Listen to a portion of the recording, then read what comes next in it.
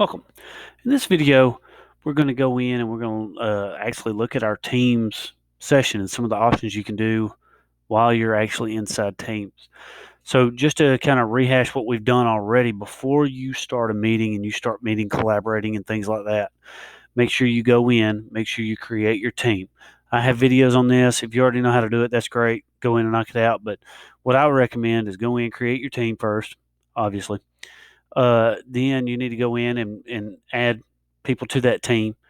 Once you do that, you need to go in and you need to schedule your times that you're going to meet on Teams, whether they're reoccurring, not reoccurring, however you're going to do it. Even with your class schedule, you can do it. Insert your kids in there if you're doing that.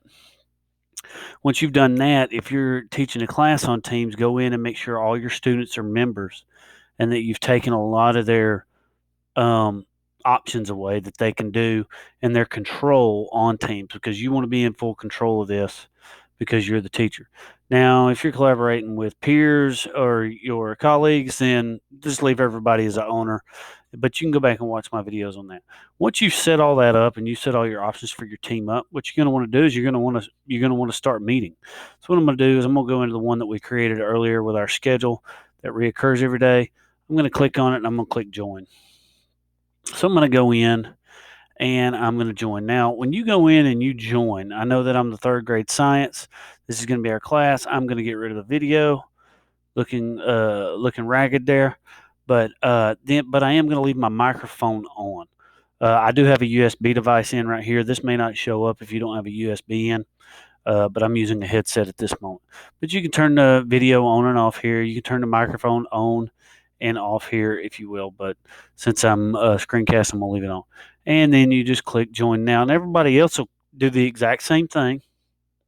It'll go in, it'll connect. Now, we'll tell you, working off of this versus the desktop app is going to go much slower.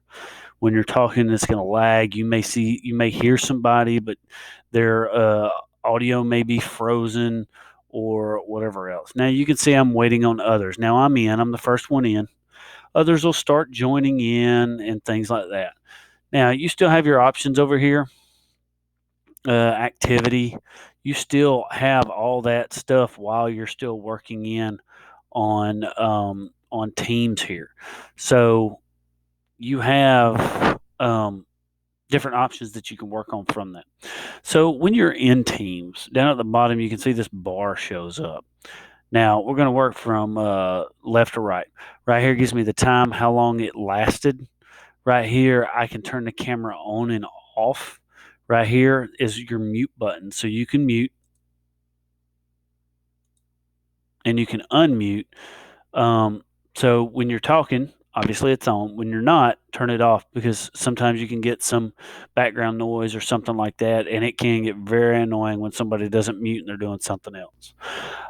Right here is screen share. So what I can do is I can click on this. It'll say, hey, what do you want to share? Do you want to share a PowerPoint that you created from OneDrive? It'll pull all your OneDrive up down here. It's really cool.